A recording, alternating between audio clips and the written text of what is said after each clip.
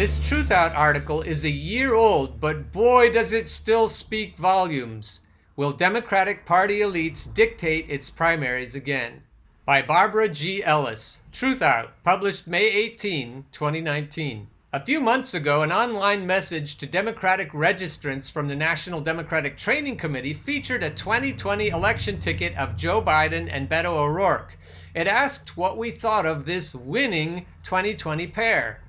As a campaigner for Senator Bernie Sanders in the 2016 election, I was outraged by the Democratic National Committee, the National Democratic Training Committee's parent organization, lofting a trial balloon to subliminally embed its candidate choices on us more than a year before primaries. The Training Committee's online pitch serves as a reminder that Americans have been denied the power of choosing candidates by the machinations of the party's ruling class since the country's founding. Like the DNC's choice of Hillary Clinton for 2016, these party elites consider all of us a dangerous basket of deplorables. So it's not surprising that despite Bernie Sanders then being listed as the most trusted and most popular political candidate in the country by many progressive pundits, Biden's name was in that online poll. He's always been one of the DNC's elite, as the Wall Street Joe nickname suggests about the former vice president. None of the other candidates, it seemed, were able to qualify for that training committee's consideration. Even after Biden officially became a nominee, a Harvard-Harris poll on May 1st showed Sanders' favorable rating at 49% to Biden's 52% by its 1,536 respondents. Sanders' candidacy, however, represents the forgotten and struggling middle class boiling over at what those plutocratic decision-makers have done to wreck what was once the party of commoners. As the Progressive magazine's editor-at-large Ruth Conniff recently observed, so far no Democratic rising star has come close to overcoming Bernie Sanders' big base of support. As of the most recent Federal Elections Commission report, Sanders has raised the most money and had by far the largest number of small-dollar donors. Not since Franklin Delano Roosevelt welcomed the hatred of organized money have we had a serious presidential candidate who openly exposed class conflict in America and stuck up for ordinary citizens against the overwhelming power of the wealthy. This in turn has triggered paroxysms of fear and apoplectic fury among those in the Democratic establishment. They want to win the 2020 presidential election. I don't know that they really do. But not with outspoken and grassroots supported candidates.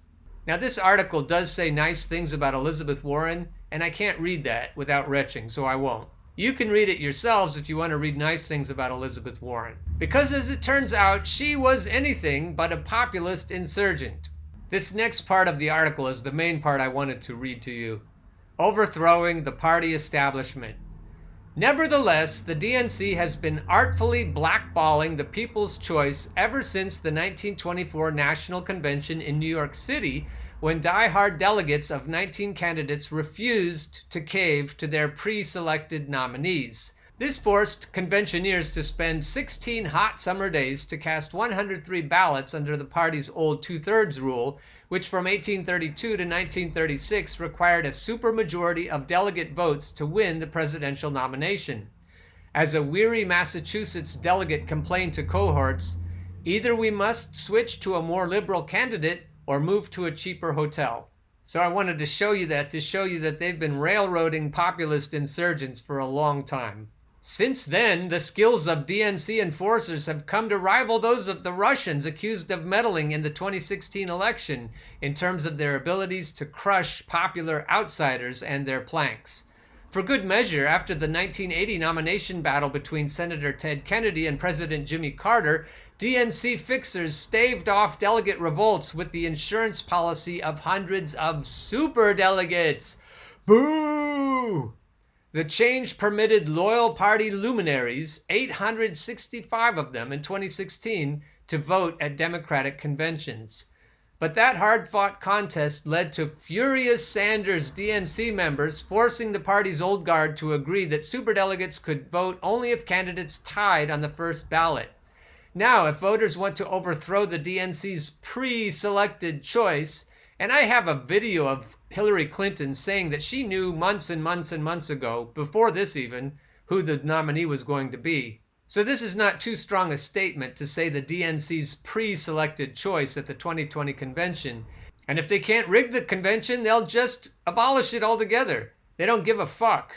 Anyway, now if voters want to overthrow the DNC's pre-selected choice at the 2020 convention in Milwaukee next July, they will need 2,026 delegate votes at the outset. This means campaigners must make titanic efforts to get great numbers of ordinary people to participate in primaries and caucuses. Doesn't matter, they'll rig it anyway. The DNC's pre-selected ticket of Clinton and Tim Kaine in 2016's lesser evil election could explain why more than 21 million registered voters decided not to vote. Millions more didn't care to register or were denied that right by state-level voter suppression laws.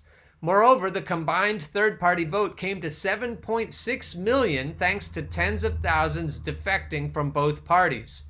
Democrats and progressives must center in on most Americans' interests and issues, not the DNC's fixation on Russiagate, defeating Trump rather than impeaching him, and stopping the Sanders movement.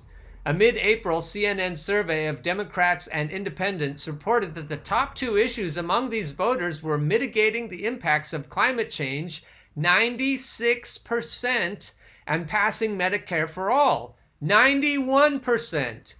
Most respondents agreed that any Democratic nominee should support such poll-listed priorities as tuition-free public colleges, impeaching Trump, reparations to slaves' descendants, and restoring voting rights for prisoners. You'd think if 96% of people agree on something, maybe they'd get it, especially in a party that's called Democratic. You'd think. The party elites look to Joe Biden. The DNC kingmaker's death grip on retaining the ring of power guarantees that none of those demands embodied in the progressive agendas of many of the declared candidates will be addressed or met. Desperate, the only candidate the party establishment could find was resurrecting loyal party acolyte Joe Biden. His only electable factor was name recognition from decades as a public servant. No, from decades as a corporate shill. I think that's what you meant to say, corporate shill. At the outset of Biden's candidacy, because of his name and the fact that he was President Obama's vice president, his poll numbers started with a bang. In the first week of May, he had a 32-point lead over all candidates, according to a Hill-Harris X poll of 440 Democratic and independent voters. He had 46% compared to Sanders' 14%, South Bend Mayor Pete Buttigieg's 8%, and Senator Elizabeth Warren's 7%. But a week later, 27% of those Biden supporters said their second choice was Sanders. The drawbacks to Biden's candidacy are considerable, chiefly that he has damaged political goods and out of touch with today's voters, two factors that would be immediately exposed the moment he entered the contest, depending on who's telling the story, of course. The DNC chiefs also knew his poll numbers might take a nice bounce after he entered the lists, but plummet once his track record was more widely revealed to voters. Have to say it's been tough to get his track record to be widely revealed to voters. Just saying. This public realization did indeed come just after the DNC's online pitch for the Biden-O'Rourke ticket. Political pundit Norman Solomon deduced that Biden's candidacy was meant to rescue the Democratic Party from Bernie Sanders.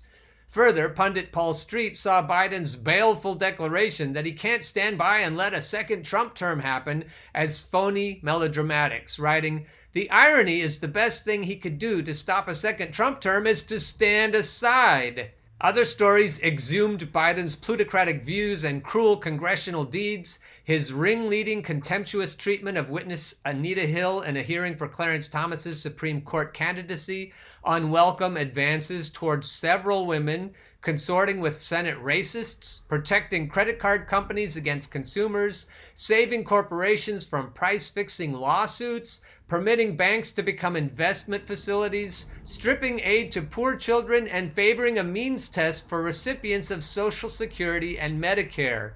Worse were reminders about his enthusiastic vote for the Iraq War, his hard push for the job-killing North American Free Trade Act, NAFTA, and Trans-Pacific Partnership, TPP, and boasts that his greatest achievement in Congress was the 1994 crime bill that launched the mass incarceration of nonviolent drug offenders.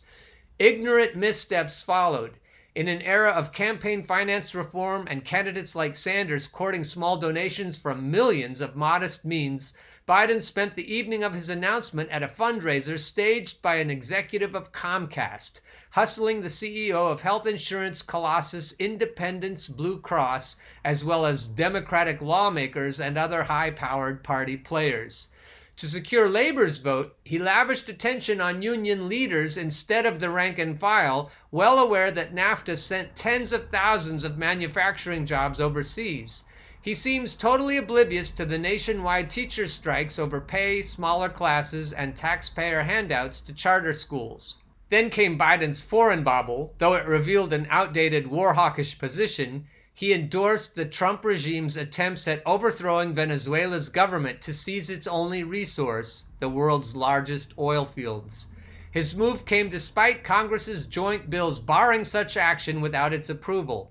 Co-sponsors in the Senate included Sanders and 69 House Democrats, including presidential candidates Tulsi Gabbard and Seth Moulton.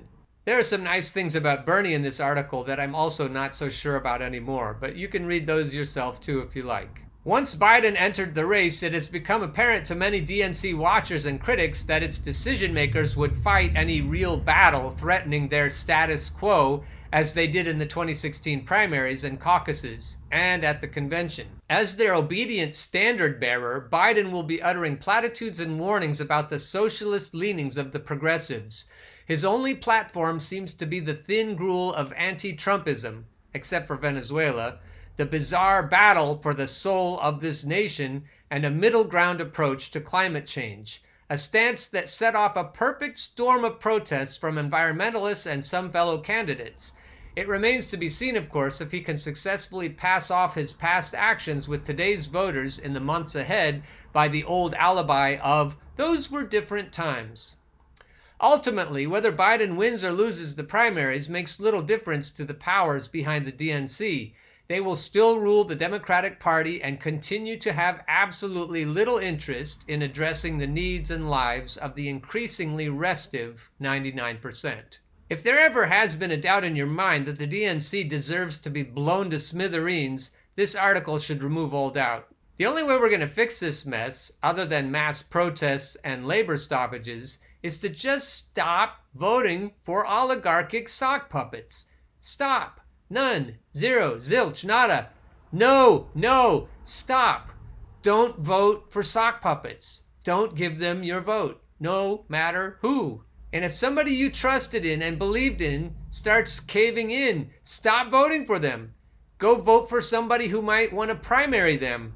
We have to stop giving our votes to anyone who doesn't deserve them. If you see a promising new candidate, go ahead and vote for them, but then hold them accountable later and then primary the shit out of them if they don't match up to your stated values. We could actually do this, people. We need to get the word out to each other, past the stupid media blockade, but then we need to hold each other accountable once we know the truth. So let's work together to get the truth out there and then hold each other accountable. No corporate sock puppets, no matter who.